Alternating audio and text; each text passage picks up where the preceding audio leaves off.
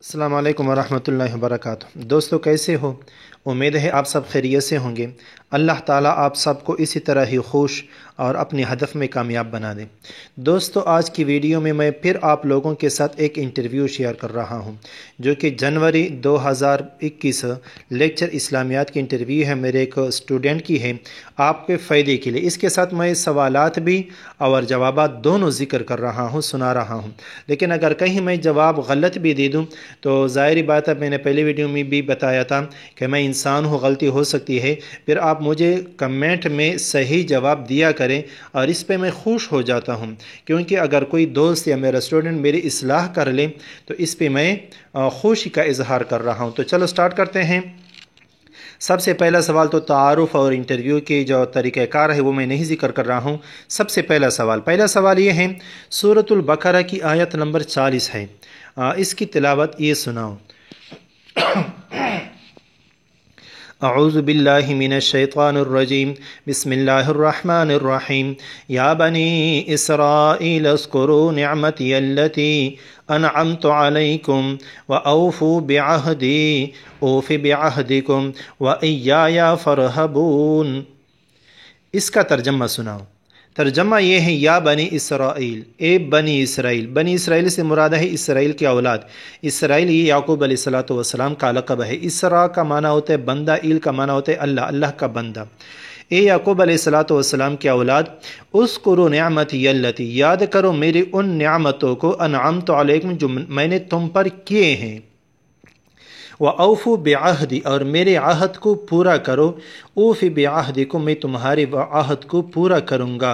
अल्लाह ताला फरमाता है बनी इसराइल से, व इय्याया फरहबून, और ख़ास मुझसे डरा करो, ख़ास मुझसे डरो।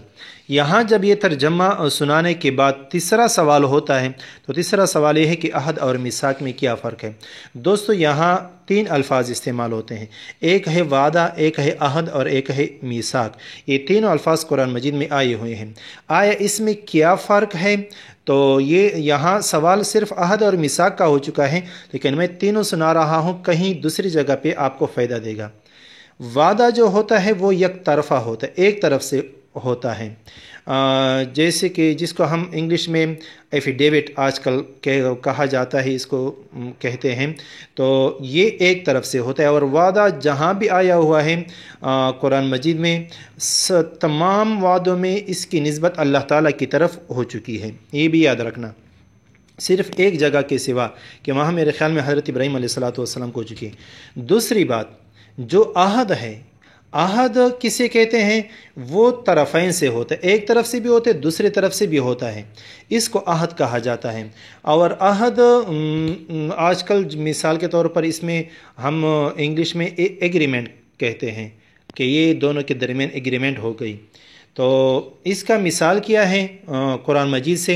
वो सूरत अर्राद आयत नंबर 25 में अल्लाह ताला फरमाता है, वल्लज़ीना यनक़ुज़ूना अहदल्लाहि मिन बाद मीसाक़िही, और जो लोग अल्लाह ताला के अहद को तोड़ डाले उसकी मीसाक होने के बाद, आखिर में अल्लाह ताला फरमाते हैं, उलाइका लहुमुल लानतु व लहुम सुउद्दार, आयत के आखिर में, कि इसको लिए लानती भी हैं और उनका बहुत बुरा ठिकाना है। तो यहाँ अहद भी आ गया, मिसाक भी आ गया। अभी मिसाक किसे कहते हैं? मिसाक कहते हैं दोनों तरफ ऐसे होते हैं, वही अहद है, लेकिन अहद से थोड़ा मजबूत, फिर उसको मिसाक कहा जाता है। और अहद के बारे में अल्लाह ताला फरमाते हैं, इन्नल अहद कान मसऊला, याद रखना अहद के बारे में क्या होगा? आपसे पूछा जाएगा। तो अल्लाह ताला ने बनी इसराइल से अहद लिया और मिसाक, तीनों फ़र्क आपके सामने वाज़े हो गए। मिसाक अहद से थोड़ा मजबूत होता है।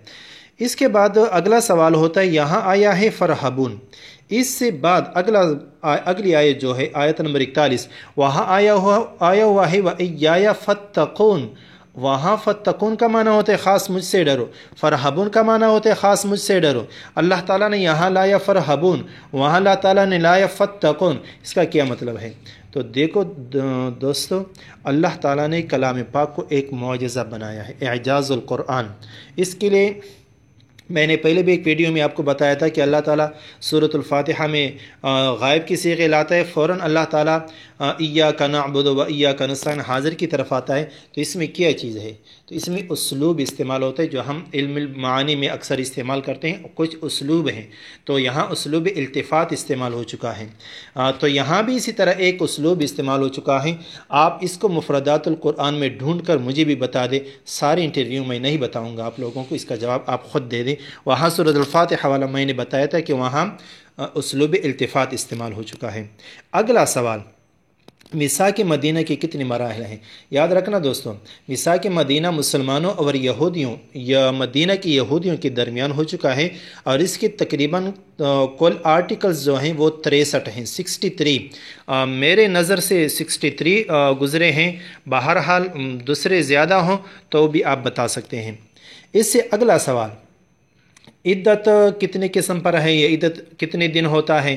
تو اس کے بارے میں سب سے پہلی بات یہ کہ اگر عورتوں کا مسئلہ ہے نا، عورتوں کا مسئلہ ہے کہ اگر عورت کی نکاح ہو گئی شوہر کے ساتھ اور شوہر کے پاس ان کی رخصتی نہیں ہو چکی ہے تو اس لڑکی کی عدت وہ نہیں ہے۔ عدت صرف ان خواتین کی ہے جن کی رخصتی ہو چکی ہو، اور رخصتی کے بعد عدت کتنی گزارے گی تو پھر مختلف اقسام پر ہیں۔ میں پوری ذکر اس لیے کر رہا ہوں کہ تاکہ آپ کو پورا مسئلہ بیک گراؤنڈ آپ کو معلوم ہو جائے، دوسری جگہ پہ آپ کو یہ فائدہ دے گا۔ اگر اس عورت کی خاوند وفات ہو جائے تو پھر ہے 4 مہینے 10 دن، اور اگر خاوند نے اس کو طلاق دی تو اگر 2 پھر طریقے ہیں۔ اگر وہ عورت پریگننٹ ہے، مثال کے طور پر ان کے پیٹ پہ حمل ہے، تو پھر وضع حمل ان کی عدت ہوگی، جب تک ان کا بچہ پیدا نہ ہو جائے اس وقت تک اس کی عدت ختم نہیں ہوتی۔ اور اگر مثال کے طور پر وہ پریگننٹ نہیں ہے، اس کے پیٹ پہ حمل نہیں ہے، تو پھر 3 حیض یہ عدت ہے۔ حیض سے کیا مراد ہے؟ جو عورتوں کی اپنی بیماری ہے جو مہینے میں تقریباً ایک بار آتی ہے، 6 دن 7 دن 8 دن ہوتی ہے، تو تقریباً 3 مہینے بنتی ہے۔ تو 3 حیض یہ بھی عدت ہے، 4 مہینے 10 دن یہ بھی عدت ہے، اور وضع حمل بچہ پیدا ہو جائے یہ بھی عدت کی ایک قسم ہے۔ بعض عورتوں کی عدت یہ ہوتی ہے، پورے تقریباً میں نے آپ کو بتا دیا۔ اگلا سوال ہے مصالح مرسلہ کسے کہتے ہیں؟ بہت اہم سوال ہے، یاد رکھنا، یہ اصول فقہ کے سوالات میں سے آتا ہے۔ مصالح مرسلہ سے کیا مراد ہے؟ میں آپ کو تفصیل سے بتا رہا ہوں۔ مصالح مصلحت کی جمع ہے، مصلحت کا لغوی معنی ہے فائدہ پہنچانا، فائدہ لینا۔ تو اصطلاح شریعت میں فقہا کے اصطلاح میں مصالح سے کیا مراد ہے؟ مصالح مرسلہ سے، مصالح مرسلہ سے مراد ہے کہ لوگوں کو نفع پہنچانے کے لیے یا ان سے ضرر کو دور کرنے کے لیے ان کی دین، ان کی عقل، ان کی نسل، ان کی جان، ان کی مال کی حفاظت کرنا، یہ کیا ہے؟ مصالح مرسلہ کہا جاتا ہے۔ یہ تو ان کی تفصیل ہو گئی، تعریف ہو گئی۔ اس سے اگلا سوال آتا ہے کہ مالکی اس کے بارے میں کیا کہتے ہیں، مصالح مرسلہ کے بارے میں؟ یاد رکھنا، یہ ظاہریہ میرے خیال میں نہیں مانتے۔ آگے جو ہمارے مذاہب اربعہ ہیں وہ مصالح مرسلہ کو مانتے ہیں۔ سب سے کم امام شافعی رحمۃ اللہ علیہ، ان سے زیادہ احناف مانتے ہیں، ان سے زیادہ حنابلہ مانتے ہیں۔ ترتیبوار بتاتا ہوں۔ اور امام مالک رحمۃ اللہ علیہ کیا فرماتے ہیں ان کے بارے میں؟ جس طرح ہمارے اصول فقہ کے ماخذ اربعہ ہیں فقہ کے، قرآن ہے، سنت ہے، اجماع ہے اور قیاس ہے، اس طرح امام مالک رحمۃ اللہ علیہ مصالح مرسلہ ایک بنیادی ماخذ سمجھتے ہیں۔ وہ کہتے ہیں جس طرح قرآن یا قیاس، اجماع، سنت یہ جس طرح ماخذ ہیں، اس طرح مصالح مرسلہ یہ بھی فقہ کی ایک ماخذ ہے۔ یہ ہو گیا یہ مسئلہ سوال۔ اگلا سوال ہے حد شرب الخمر، حد ہے یا تعزیر؟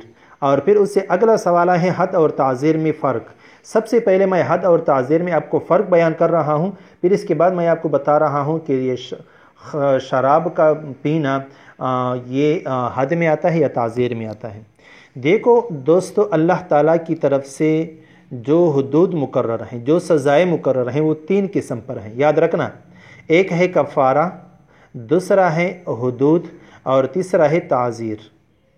صرف میں آپ کو بیان کر رہا ہوں تعریف حدود کی۔ کفارہ آپ جانتے ہو، جیسے کسی نے روزہ توڑ دیا تو روزے کے، رمضان کا روزہ رمضان کے دنوں میں توڑنا، 60 روزے وہ پھر رکھے گا کفارہ لگاتار، یہ کے بعد دیگرے، تو اس کو کیا کہا جاتا ہے؟ کفارہ مثال. جس طرح قسم کا کفارہ ہے 3 روزے رکھنا، یہ کفارے میں آتا ہے. زہار کا کفارہ ہے.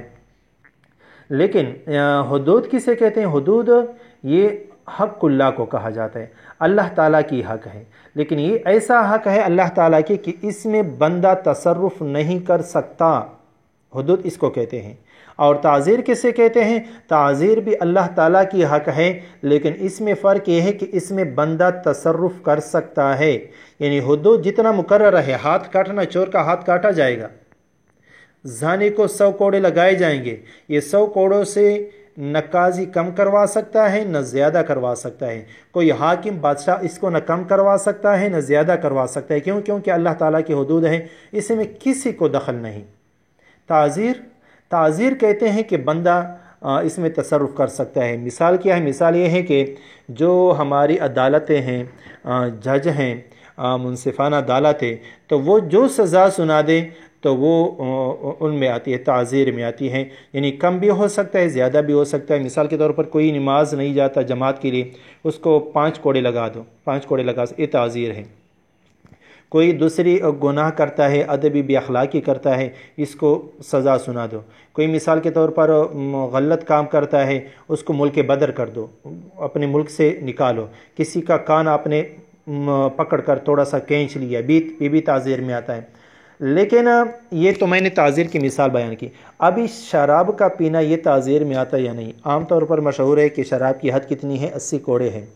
لیکن ہمارے آپ کا اگر انٹرویو میں سوال ہوا تو یاد رکھنا، وفاقی حکومت نے 2014 میں یہ شرعی عدالت کے سامنے یہ بل پیش کیا کہ یہ اس میں آتا ہے، تعزیر میں آتا ہے یا حد میں آتا ہے، یاد رکھنا.